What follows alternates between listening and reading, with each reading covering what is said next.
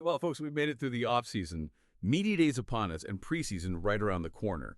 And if you are like us, you probably spent the entire offseason just starving for any actual meaningful NBA news, right? And then, boom, media day hits, and suddenly we are absolutely drowning in updates. So our mission today is a deep dive. We're going into the comprehensive reports that you, our listeners, shared with us. We're really focusing on, well, catastrophic health updates, some really unexpected coaching stability surprises, and maybe some shifting team philosophies across the league. We want to extract the key insights, and the genuine strategic surprises that really define the start of this new season. Yeah, this is definitely the most dangerous time of the year for any team with high hopes. This is exactly when all that preseason optimism, the idea that everyone's healthy, everyone's focused, just gets slammed by the cold, hard reality of injury timelines. And frankly, the massive financial commitments tied to those players. We're seeing immediate crises kind of erupting in both conferences, where the the enormous contracts these teams are paying is just colliding violently with the physiological reality that their stars, well, they simply can't suit up. And it forces these franchises to pivot strategically, sometimes changing their entire season outlook before the first real jump ball even happens. Okay, let's just unpack this right away then. We have to jump straight into the Philadelphia 76ers Media Day news. Because honestly, it feels less like an injury update and more like a disaster movie playing out in slow motion.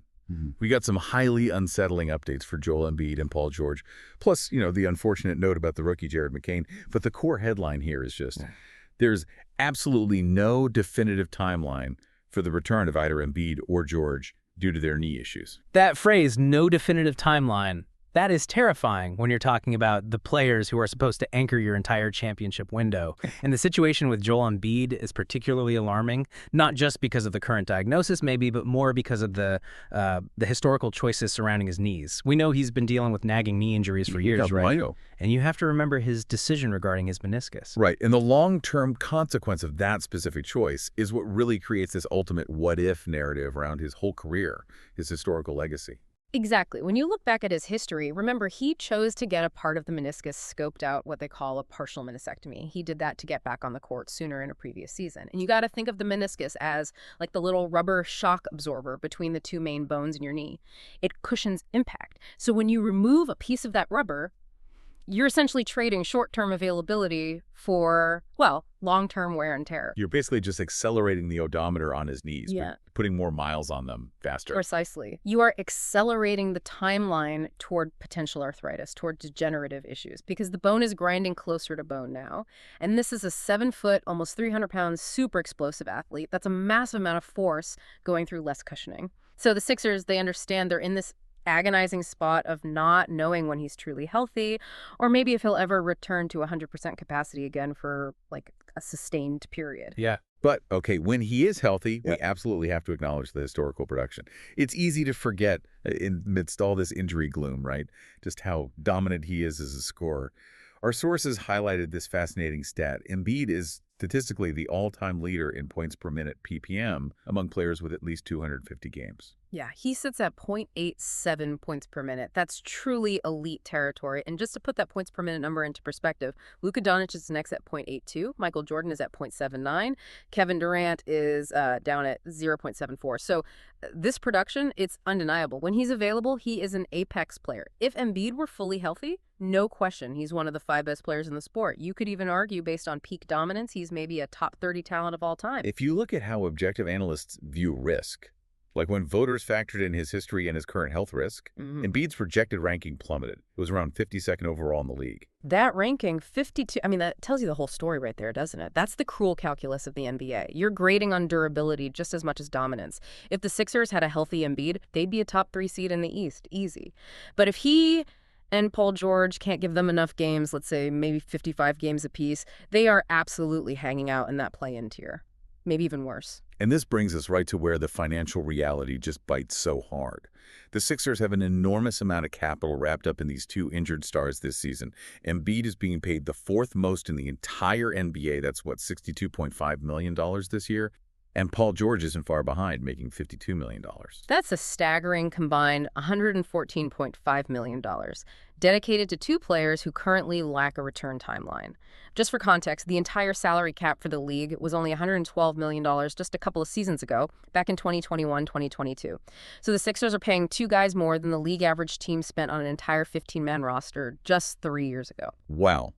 That level of economic outlay for players sitting on the bench, it just creates a strategic catastrophe for the GM, Daryl Morey. Absolutely. It's not just that it crushes their ability to acquire any quality depth players because they're paying a punitive luxury tax on this massive figure, but it also completely handcuffs their midseason trade flexibility. I mean, if you're paying $114 million for two injured players, you have basically zero incentive to use future assets to bring in immediate help because the risk of those two stars maybe returning late, only for the team to be too far behind anyway, it's just too great. So they're kind of stuck in this holding pattern, just hoping for health. And we also have to look specifically at Paul George's context here. He just turned 35 back in May. He missed significant time last year, which he himself called rock bottom. He even admitted he played all of last year, maybe 80 to 85% health. So the hope, if he were healthy, is that he can provide, 60 quality games. But he's already not ready for the start of training camp. This feels like the tipping point where age really catches up, Yeah. Shifting him from a guy who used to have streaks of playing 70-plus games to now being a constant injury risk. Yeah, and that raises a critical question, doesn't it? Are we ever really expecting to see an all-star level Paul George again? Consistently. His contract is huge, and the Sixers are banking hard on him bouncing back after what was, frankly, one of the worst seasons of his prime, both in availability and efficiency. If he can't provide that consistent secondary scoring and, just as importantly, that defensive wing presence, the team is completely lost, even when Embiid does eventually return. And just to sort of pile onto the injury woes, rookie Jared McCain has this unfortunate thumb UCL tear. That's the tear of the ulnar collateral ligament in the thumb, right? Yeah. Putting him out 4 to 6 weeks. It really does feel like some kind of curse for the Sixers depth chart right now. And you see the front office, the coach, Nick Nurse, they're trying valiantly to project confidence. They expressed optimism, talked about a new standard, talked about a profound pissed offness about how things ended last year. But, reports suggest that not having Embiid and George just makes recovering from any kind of slow start nearly impossible, regardless of the team's mental attitude. Yeah, and the transparency around Embiid's readiness has been minimal too, hasn't it? When asked, he just says he's able to do some stuff and that he has a plan in place. Kind of vague. The only real acknowledgement of him doing like contact drills or scrimmaging came from another player, Ja Morant, who mentioned Embiid's been guarding him in practice. That is the very definition of a terrifying what-if season right out of the gate, especially when your best hope for actual good news is just some offhand comment from a teammate about defensive drills in practice. You have the talent on paper to contend for a championship, maybe, but you have two highly paid foundational stars who are completely unavailable, and you're relying entirely on their own recovery pace and just hope that they return soon enough to avoid total disaster. Okay, let's shift gears drastically now. Yeah. Over to the Western Conference, where we trade the Sixers' sort of long-term structural what-if scenario for the Grizzlies' immediate catastrophic positional collapse. The team announced just a staggering laundry list of injuries, and it basically removes their entire true front court from the start of the season. What's fascinating here, I think, is the sheer concentration of these injuries. It's not like it's spread around different positions. It's all centered right in the paint, affecting their size and their rebounding immediately. You've got Brandon Clark, set to be reevaluated in 6 weeks after a procedure. Zach Edey, who's a key developmental piece for them, he's set to miss another 6 to 9 weeks. That puts him maybe 2 months out.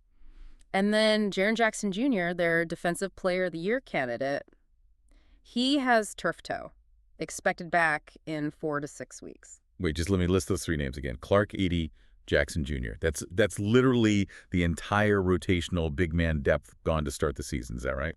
That's correct. It leaves essentially only Santi Aldama as a true big available for them right now, which forces them into these emergency small ball lineups right from day one. They'll likely be starting, Jock Landale and Aldama? Both of whom are versatile, sure, but they fundamentally lack the size and the rim protection they desperately need. Okay, and if we connect this to the bigger picture of the Western Conference, this size disadvantage feels like a fatal flaw right now, doesn't it? Yeah. Oh, absolutely. The West has become kind of obsessed with bigs again, hasn't it? Look at the strategic commitment to size across the conference. You've got the Nuggets with Jokic, obviously. The Mavericks are often playing double bigs with Lively and another center. The Rockets doubling down on size. And, of course, San Antonio with Victor Wembanyama looming large. So if you're Memphis, relying on small ball against that kind of size, you just cannot run your preferred defensive schemes effectively. Okay, so how does playing small ball specifically impact their defensive strategy against, say, an elite team like Denver? What does that look like? Well, if you look at their options, neither Landale nor Aldama really have the foot speed or the length to consistently play drop coverage against a dominant center like Jokic without just racking up fouls. Nor can they realistically switch on to guards effectively on the perimeter, so they'll be forced into maybe soft hedging or constantly scrambling out of some kind of zone defense, which is basically tailor-made for high IQ passers like Jokic or, the playmakers on the Lakers. That size disadvantage means they're going to hemorrhage second chance points. Yeah. And they'll likely have to just gamble on offense, try and shoot their way out of trouble every single night. It's a tough spot. So my projection is the Grizzlies are maybe a play-in team at best for the first couple of months. Could be. Worse. But playing devil's advocate, if Morant is truly capable of having like a top 10 season, like some analysts suggest, couldn't he maybe paper over that size deficiency for 2 months? Is the play-in projection too pessimistic? That raises a really important counterpoint. Yes, the immense pressure for those first 8 weeks, it now falls squarely on Ja Morant, who, remember, was ranked around 28th by most analysts before all these injury updates. So this is absolutely his chance to prove that ranking is far too low. He has to be the consistent offensive engine. He has to carry the team without his primary rim protection and scoring depth. However, even a top 10 Morant still has to deal with the strategic reality that if he drives to the rim, he has no reliable big man threat to pass to. And defensively, the team is still kind of a disaster zone waiting to happen. I think the structural flaw is just too large for one player, even a brilliant one, to fix entirely in the modern size-driven West. Yeah, when you look across that Wild West context, Yeah. with OKC looking great, Denver the champs, the Lakers, the Warriors, the Spurs with Wemby, I mean, the Grizzlies really are fighting for scraps, aren't they? Yeah, even teams like Portland, who people tend to overlook as just rebuilding, they're structured defensively to be deeper and younger, arguably. You really have to ask, where does Memphis slot in right now? Are they better than a healthy Mavericks team? I mean, unlikely. Are they better than a well-coached, defense-first Portland team? That size issue makes it very, very questionable, especially when you're facing maybe 3 straight weeks of games against opponents who are dedicated to exploiting the paint. That's a brutal start. Speaking of Western Conference teams making adjustments due to injury, we did get an update on Scoot Henderson of the Blazers. He apparently has a hamstring injury that's going to keep him out 1 to 2 months. Right, and this is actually a classic example of an injury providing a rare strategic silver lining, which is, a stark contrast to the Grizzlies' pure disaster scenario. Scoot's injury gives the Blazers an immediate kind of strategic excuse to start what most people think is their consensus best lineup right away. That's Holiday, Sharp, Kamar, Ayton, and Klingon. Huh, that's interesting, because it sets up Shaedon Sharp and maybe Dieng Avdija for crucial reps handling the offense early on. It lets Scoot ease back into the pro game later in the season, instead of just being thrown straight into the deep end, facing intense pressure from day one. Exactly. It allows them to play their strongest, most defensively sound lineup immediately. It gives those young guys a taste of handling the ball in high-leverage situations against established starters, which, should pay massive dividends down the line for their development, and all while easing the pressure on their future franchise point guard. Sometimes injuries work out strangely like that. All right, let's pivot now to Los Angeles, where the news was less about crisis and more about unexpected stability and long-term commitment, which, frankly, is kind of bizarre, but also probably welcome for the Lakers organization.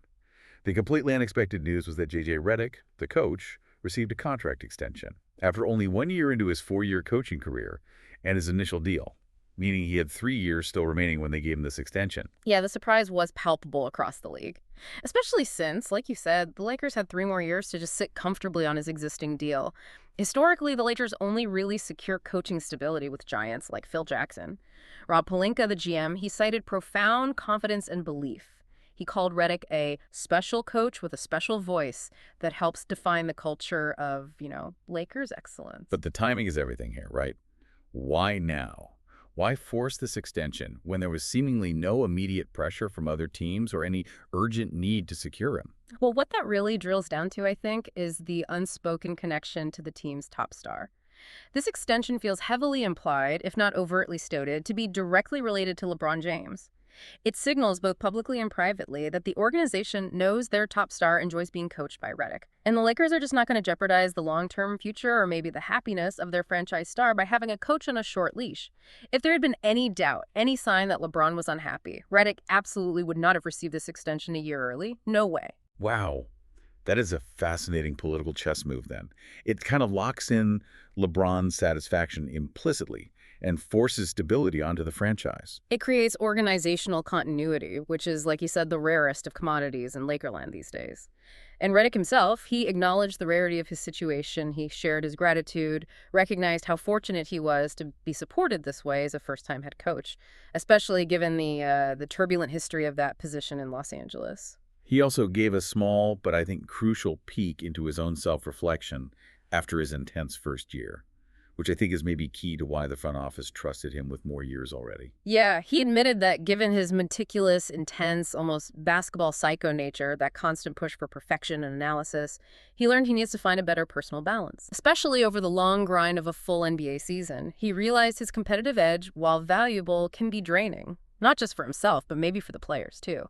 And then he needs to accept a degree of imperfection sometimes to sustain that intensity over, say, a decade, not just 1 year. That's a really significant realization for a coach whose whole personality has kind of been defined by his competitive intensity and that famously detailed approach. We've seen other intense, detail-oriented coaches, maybe like Nick Nurse in the past, get burned out quickly or clash with players precisely because they maintained an unsustainable level of intensity for too long. That's exactly the danger. The intelligence, the basketball acumen, that doesn't go away. But accepting that you don't have to be, like, performative or combative in every single press conference just to prove your worth, that should make him a better, healthier, and probably more sustainable leader long term. It definitely shows a level of maturity that must have impressed the front office. Okay, moving to the original king of optionality, LeBron James himself. The front office stated pretty clearly that they want LeBron to finish his career as a Laker. But they also respect that he has earned the optionality, as they put it, to choose his own story. Right, and this is a crucial kind of nuanced distinction in how they're addressing their star now. The Lakers are no longer deathly afraid, maybe, of LeBron potentially leaving. That was the dynamic before they secured the current core around him. They've insulated themselves a bit with stability and future planning. So now they're affording LeBron the respect he's clearly earned, his optionality, but they're doing it from a position of strength, knowing their future is relatively secure, whether he stays 2 more years or 4 more years. Redick also mentioned, having spoken frequently with LeBron over the offseason, said he believes LeBron is in a really great spot mentally. And honestly, that's probably all the Lakers need to hear right now. LeBron is expected to remain professional, perform at an All-NBA caliber if he maintains the incredible level of play we saw last year. They know that even at this stage, he is incredibly difficult to replace, both in terms of on-court production and, veteran leadership. It feels like the Lakers are managing their current success while also expertly building for the post-LeBron era simultaneously, which is a feat very few franchises manage successfully without some kind of catastrophic dip in performance. All right, let's turn our attention now to the Phoenix Suns, specifically Devin Booker, who surprisingly appeared less jolly, was the description, in media day. He sounded genuinely unhappy, but for reasons that weren't immediately obvious when you consider he's on a title contender now. Yeah, he claimed, quite strikingly actually, that the last 2 years, these years where he made deep playoff runs, played on highly talented teams, were the 2 hardest of his entire professional career. Now, let's just remember, this is a player who spent years on truly awful Suns teams. Seasons where he was playing alongside, fringe NBA guys like Josh Jackson and Dragon Bender, losing 60 games a year. Just brutal stretches. So yeah, why would being on a contending team, even one with massive turnover and pressure, be harder psychologically than those early brutal losing seasons? That seems counterintuitive. I think it connects back deeply to the psychological burden of expectation. Losing is simple, in a way. There's no real pressure, only the mandate to just get better. But the pressure of high, unachieved expectations, That's a completely different animal. Booker probably thought that if he played at a top 10 level, he would automatically just stay in that echelon of conversation. But he's realizing that in this league, man, when you are out of sight, out of mind, maybe due to team struggles or shorter playoff appearances, you get disrespected and forgotten very, very quickly. And he feels that disrespect acutely, doesn't he? Sensing some analysts are now maybe unfavorably comparing him to players like Donovan Mitchell. And for a player of his caliber who definitely sees himself as elite, that fuels a deep, burning sense of anger and motivation. He seems to be embracing a full-blown vengeance mentality this year. He doesn't just want to win. He wants the league to remember his status. He's absolutely overcorrecting. In a good way, maybe. Booker is coming back with this mindset focused on making the league remember him, embracing that de facto leadership role, pushing himself right back into that conversation just outside the elite top 10 tier of players. That really sounds like a player who is ready to take on the mental and the physical challenge of leading a championship roster every single day, which is a massive psychological evolution for him. It really is. He remembers what it was like to be at the absolute depths of irrelevance early in his career. And now he feels like he has to kind of redo the process of proving himself all over again. Not against the cellar dwellers this time, but against the absolute top tier of talent. And this shift in mentality, it seems to be amplified, maybe even encouraged, by his new teammate, Dillon Brooks. Oh, Brooks' presence is already being felt throughout that whole organization, affecting the team's overall mood and winning potential through pure contagious mentality. Brooks brings that undeniable bleep you attitude, right, and a continuous high-intensity defensive effort. It makes him easy to hate if he's your opponent, but absolutely essential if he's on your team. He kind of absorbs the psychological hits, the villain role, allowing Booker maybe to focus more purely on offense. And Brooks has also demonstrated a real commitment to self-improvement, which should inspire Booker to look beyond just raw talent, too. Absolutely. I mean, Brooks fixed what was arguably his biggest issue back in Memphis, right? Which was his sporadic, sometimes inefficient shooting. He dramatically improved his three-point percentage from about 32% during his final year with the Grizzlies to a solid 40% with the Rockets last year. That shows a real dedication to his craft, a non-delusional approach to getting better that's necessary for team success. That work ethic, combined with that villain mentality, it's infectious, and it provides the necessary defensive backbone the Suns desperately needed. Brooks even mentioned that there's already another villain on the team, but he wouldn't tell the media who it was. So speculation time. We have maybe two prime candidates that fit that pesky, relentless mold on this roster. Who do you think it is? Okay, well, the first guess, the obvious one maybe, is the undrafted guard, Colin Gillespie. Gillespie fits that pesky bulldog mold perfectly, doesn't he? He's undersized, which means he needs to be defensively annoying. He operates with that core no one believes in me mentality that really drives a high-effort game. He knows he has to use all his fouls, make opposing star guards feel him on the court, and basically survive by pure hustle. That's villainous. Okay, that makes sense. But the other, maybe more strategically exciting possibility is the rookie forward, Rasheer Fleming. Yeah, I hope it's Fleming. Because he has the frame of a player just made in a lab, right? 6'9" with a massive 7'3" carving wingspan. If he adopts Brooks' specific defensive intensity and commitment, he could rapidly become a truly stifling defensive anchor for them. That would drastically change the team's dynamics by potentially solving their persistent need for a classic stretch four who can actually defend multiple positions.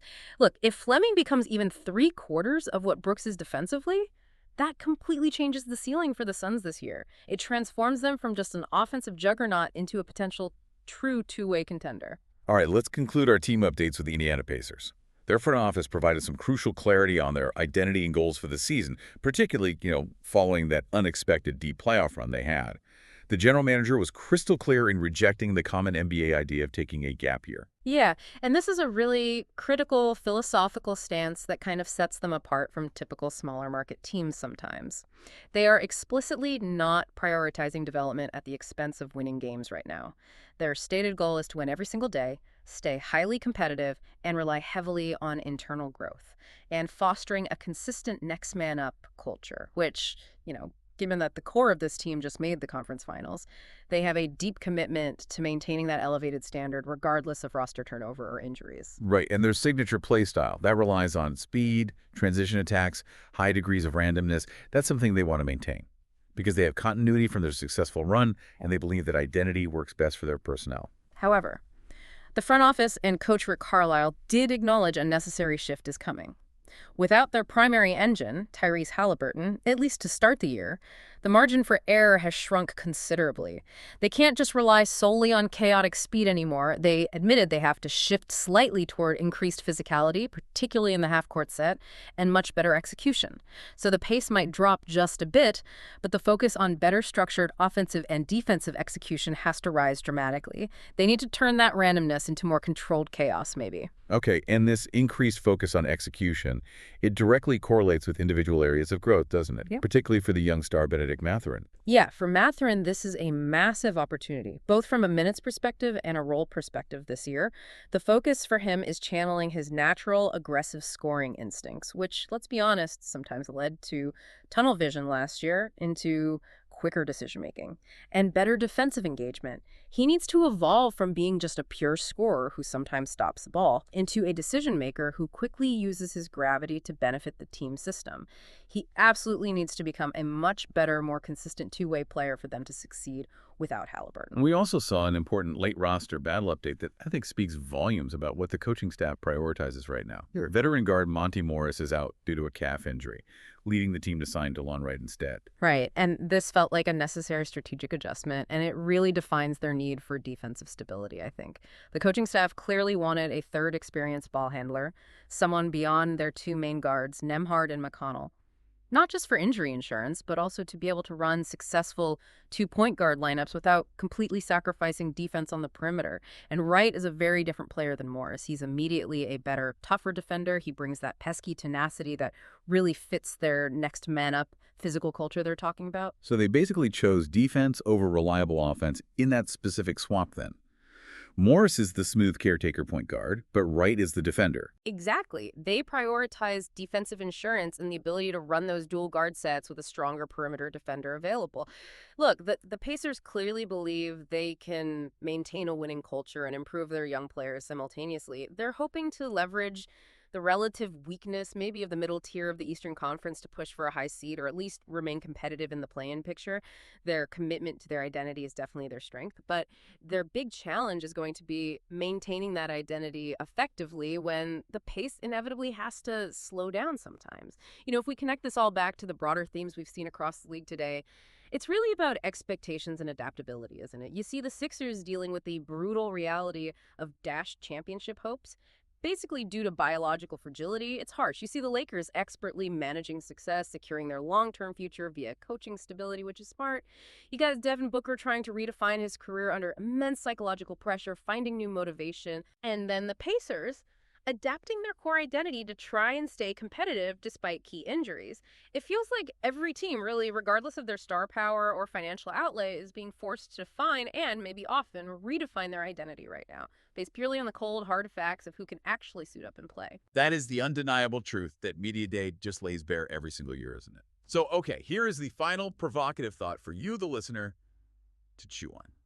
Given the sheer weight of expectation and the catastrophic financial burden wrapped up in two historically great players who might never return to form for the Sixers versus the total crippling positional collapse of the Grizzlies' entire frontcourt depth, which team's injury crisis creates the bigger, more consequential what-if scenario for this upcoming NBA season? Think about that one. Check out our other episodes.